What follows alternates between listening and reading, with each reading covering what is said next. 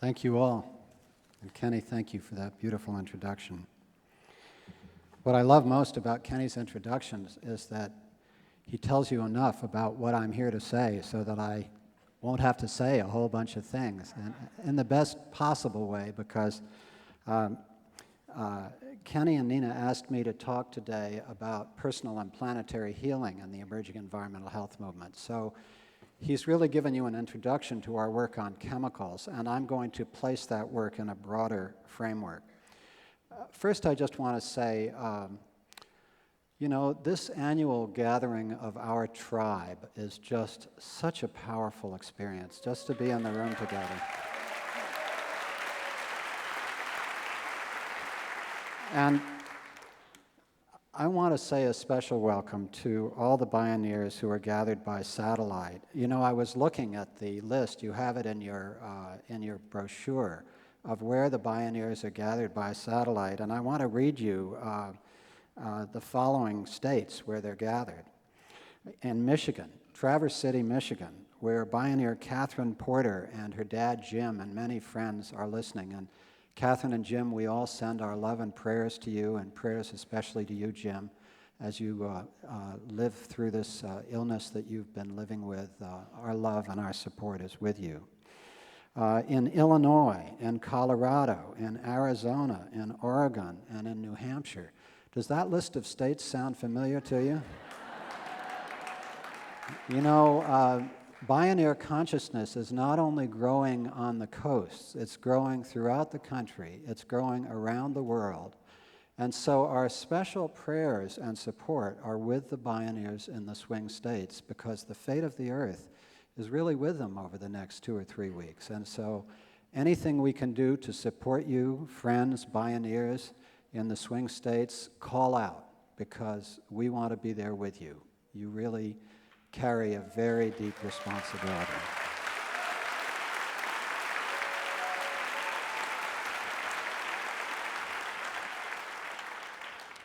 So I was asked to talk about personal and planetary healing and the emerging environmental health movement. And for the last 30 years, as Kenny said, I've worked at this center called Commonweal in Bolinas, where we work with kids with learning and behavior disorders, and we do these week-long retreats for cancer patients.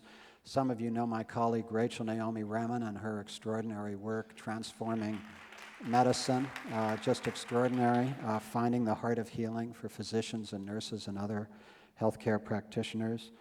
Burr Henneman's remarkable work changing California ocean policy and creating a model for the sustainable use of oceans around the world.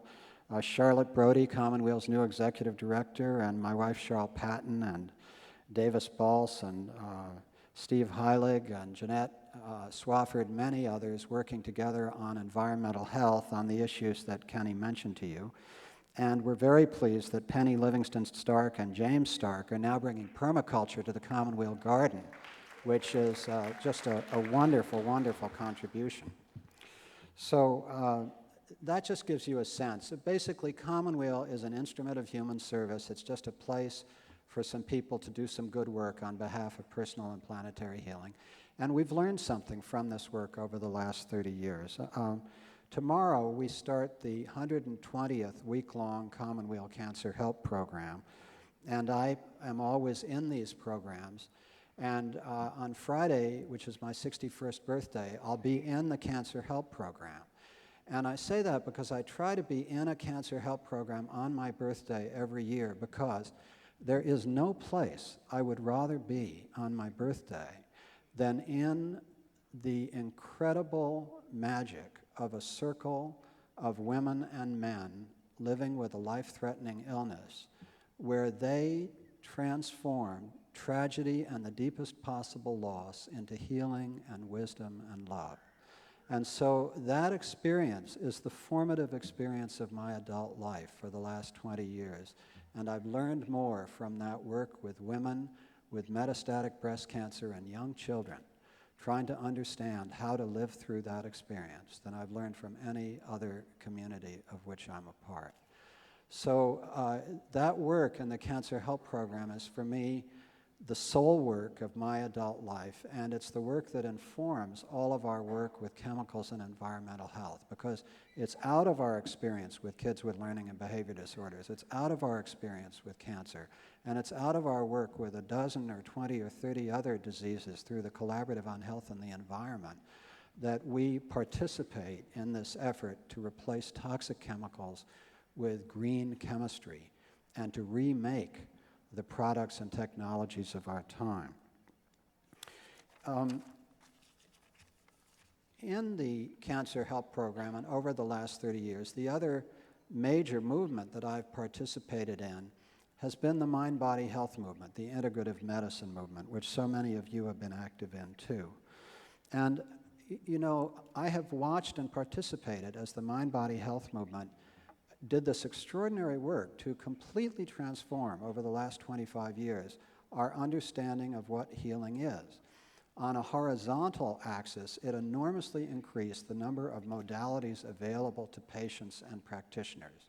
On an ascending vertical axis, it took us up into mental, emotional, and spiritual approaches to healing that we hadn't fully understood before. But there was a great failure in the mind-body health movement, and that failure was the failure to ground our understanding of healing in the social, the economic, and the environmental determinants of health.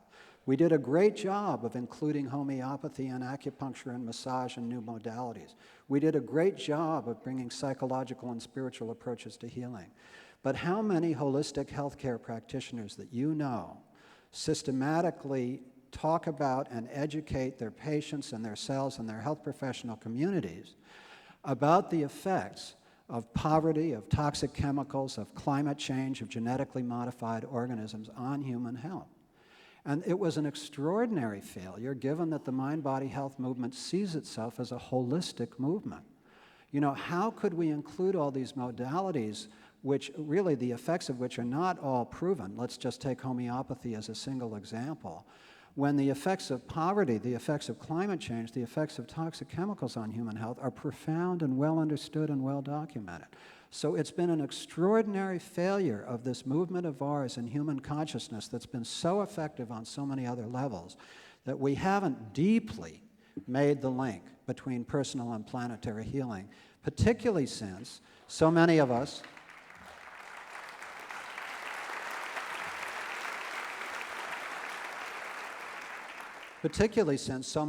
were part of that parallel emerging movement in agriculture, in toxics, and climate change, and environmental justice, and peace work that constitutes the great movement that brings forward the necessity of planetary healing.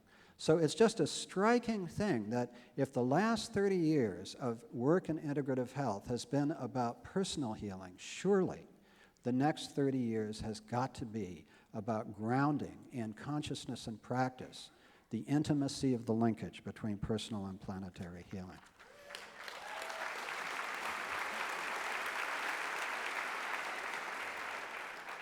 Because the truth is, as we all know, that we are living, conservation biology scientists tell us, in an age of extinctions. That we are driving biodiversity back 65 million years to the lowest level of vitality since the end of the age of dinosaurs. That this is the 6th great spasm of extinctions in the history of the Earth, and that the 5 great drivers of this spasm of extinction are climate change, the depletion of the ozone layer, toxic chemicals, the destruction of natural habitat, and invasive species. That's what the scientists tell us, that what is causing this huge drop in the vitality of the tree of life are those 5 drivers of extinction. But we also know there are other threats. There is the nuclear threat of renewed nuclear weapons development in the United States, new emphasis on nuclear energy in the United States, the efforts of the United States to weaponize space, the potential of nuclear materials falling into terrorist hands. There are the infectious threats of viral and infectious diseases, which are resurgent and again so deeply linked to the disruption of ecosystems. HIV from disrupted African ecosystems. The West Nile virus spreads in the US with climate change. Mad cow disease with the insane livestock feeding practices that cause that. the annual flu epidemics and other viruses emerging from intense crowding and poverty in Asia. These infectious epidemics, are at least as great a potential threat to human health and well-being as any of the others. Then there are the new technologies, biotechnology, nanotechnology, and robotics. And Bill Joy has so brilliantly written in Wired magazine about how these indicate that we are moving from an age of weapons of mass destruction to an age of technologies of mass destruction, because each of these three information technologies gives the possibility of genetically modified organisms or other technologies that can multiply out of control. We were told we didn't need to worry about this in agriculture, that the threat of genetically modified organisms spreading in agriculture wasn't going to develop, and yet now it is, increasingly pandemic. So that's a very real threat as well. And finally, the threat of poverty and income disparities. The growing poverty and disparity of income within and among countries is one of the greatest of all threats to human and ecosystem health. And it's not just poverty, it's income disparities as well. There is an almost perfect gradient in research between where you stand in terms of socioeconomic status and your health. It's not just poor people. The greater the disparities, the lower the social capital, and the greater the distrust and hostility of the culture, and the greater the impact on human health. So we can't limit ourselves, if we're thinking holistically about personal and planetary healing, to just a few threats. If we analyze the threats we've talked about, we can see that of the 5 drivers of this spasm of extinctions that we're in, the first 3, climate change, ozone depletion, and toxic chemicals, were all brought about by the 20th century hydrocarbon century. And this hydrocarbon century brought American hegemony. It created the global post-colonial oil empire. And today, as we all well know, the energy companies essentially control U.S. foreign policy, and historians will tell you that oil has been at the heart of virtually all the major 20th century wars. The great Swedish oncologist Carl Ulrich Robert, who created the natural step, he understood that as an oncologist, he understood that we can't pump hydrocarbons and heavy metals out from under the Earth's surface at rates faster than the biosphere, ecosystems, and organisms can absorb, or we change the climate and we destroy the biological structure of life. So it's basically a simple scientific fact that anybody wanting to look at this can understand. We can't take these things out from under the surface of the Earth where they've been safely stored, transmute them, pump them into the atmosphere without changing the climate and destroying life. Just a very, very simple explanation of it by a Swedish oncologist. On an economic level, the decisive victory of capitalism over socialism has resulted in an acceleration of globalization and the rigging of the world trade system against the interests of poor people in developing countries.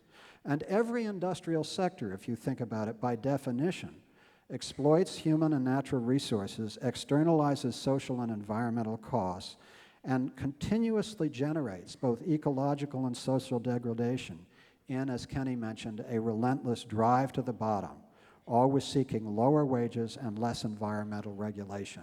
So the world market system, while it does allocate resources very, very efficiently from a profit perspective, which is why it so decisively overcame socialism, but if it works without a moral framework, then it destroys life. And so the only way that we can make the global capitalist system work in the service of life is to create a moral framework for it. And the whole purpose of the independent sector, the citizen sector, the NGO sector, whatever you want to call Bioneer consciousness, the whole purpose of it is to create the moral framework, to frame the capitalist system so that it serves life rather than destroying life.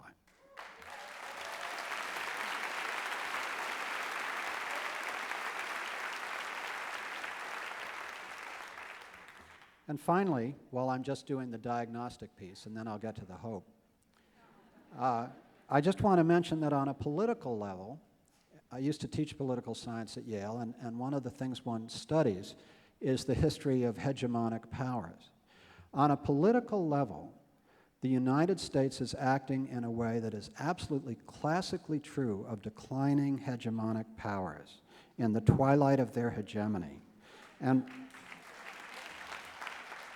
what it is doing is that hegemonic powers come into power by representing a broad consensus of shared values, as the United States did at the end of World War II. But as they decline, they begin to act more and more selfishly and using power in a more and more brutally self-serving way, rather than representing the consensus that brought them to power. Peter Goldmark, the past president of the Rockefeller Foundation and then the editor of the International Herald Tribune, has beautifully said that what is taking place in our time is that the moral center of gravity in international affairs is moving decisively from the United States to Europe. And Europe now has the soft power which the United States once had, and it is taking the leadership in virtually every international regime, whether it be on climate change or, as Kenny mentioned, on chemicals, on the international court, you name it. Europe is taking the lead, and the United States characteristically refuses to sign these international treaties. It doesn't go unrecognized around the world that this is what's going on. So that, I think, you might disagree with pieces of my diagnosis of the patient planet Earth, but you might think that at least some of the pieces I've gotten right. And if I had more time, I could do a more nuanced job on the diagnosis. But where is the hope? I think actually there is a surprising amount of hope available. If we agree with the great scientist Paul Ehrlich that you can understand the impact of humanity on Earth as a function of our population, our consumption, and our technologies. Impact equals population times consumption times technology. If we understand that and look at those three factors in the equation, with respect to population, it's a simple fact that the education and empowerment of women means a world of fewer wanted, loved children. That's a simple fact about how to deal with population. With consumption, all we need to do is restore the ethic of frugality that was the dominant ethic in the world up to World War II, when the propaganda devices of World War II were turned into the advertising industry so that we could sell products in an endless cycle to keep the whole industrial engine moving. Frugality matters, and we can return to a frugality in the service of life.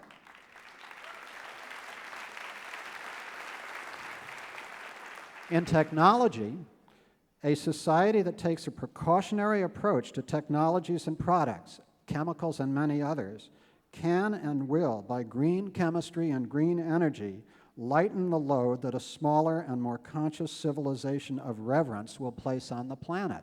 So we know how to go. We know that if we love our children and give women power, we know that if we reclaim frugality, and we know that if we move toward green energy and green chemicals and green technologies, that we can do this work. Well, that may sound all very well, but then at the level of actually doing it, how do we do it? And here let me go to the issue of toxic chemicals and environmental health. The last decade has seen an explosion of work on toxic chemicals and environmental health. First, there's the extraordinary new science pioneered by Theo Colburn and Pete Myers, Sandra Steingraber, and many other scientists, showing that endocrine-disrupting chemicals, at infinitely lower doses than we understood before, affect the developing fetus in a wide range of ways that can affect all of development afterward, and that can affect our immune systems, our intelligence, our reproductive capacity, and dozens, if not hundreds, of diseases, disorders, and conditions. That new science is driving the emerging environmental health movement. Secondly, this point that it's not just a few diseases caused by high levels of chemical exposures, it's dozens, if not hundreds, of diseases, disorders, and conditions to which chemicals are by no means the single cause, but they are a contributing factor. And that is becoming more and more clear. Then you take that new science and you put it in the hands of grassroots activists like Margie Richard of Norco, Louisiana, who won the Goldman Environmental Award for her amazing leadership of concerned citizens of Norco in getting her community to be able to move away from a shell chemical plant. Then you have industrial sector campaigns like Healthcare Without Harm that Kenny mentioned. You have the patient and health professional groups like the Collaborative on Health and the Environment. You have the precautionary principle work and so forth. And so that's what's happening in the collaborative, that's what's happening in the environmental health sector. But the real point I want to make is that the same grounded, winning work is taking place in a whole bunch of different sectors, in climate change, in trade and globalization, in the privatization of water, in the landmines treaty, in women's rights, in the resurgent labor movement, in the environmental justice movement. You know, the strength of the right is that it holds power, wealth, and concentrated political discipline, and which it uses to divide and conquer. Our strength is that we are everywhere. We are in the music. We are in the music. We are in the eyes of the disenfranchised. We are everywhere. So the deepest question is where we find the collective will to make this great shift. And to explore that, I'm just going to take a moment to go back to the issue of personal and planetary healing. I had a heart attack a year and 4 months ago, and like many, I'm doing very well, but like many others who've lived with cancer diagnosis or a heart attack, one of the things you learn is the profound impact that it can have on consciousness. That's the lesson of the last 20 years of the Cancer Help Program. Ask yourself, as we move into this age of extinctions, how many of us have a very similar sense of deep loss as a community about the wounding of the whole earth? In other words, ask yourself whether the wounding of the whole earth that is taking place in this age of extinctions isn't the same wounding that takes place for us as individuals when we face that kind of loss. It's a deep psychological truth that human beings learn from suffering and loss. It is reflected in all the great religions of the world. It's reflected in the whole shamanic tradition of the initiatory illness that brings the shaman to death's door before she can return to lead others through suffering. Carl Jung captured this in his archetype of the wounded healer. The history of civilizations tells us this same story, that great wars and great tragedies shift consciousness for good or for ill. Some cultures grow in wisdom, and others fall into fascism, militarism, and other forms of violence. After September 11th, remember the awesome sense of community that we all had and that was shared with us around the world. If we had been led with wisdom, we would have made sacrifices to move toward a sustainable world. We were misled.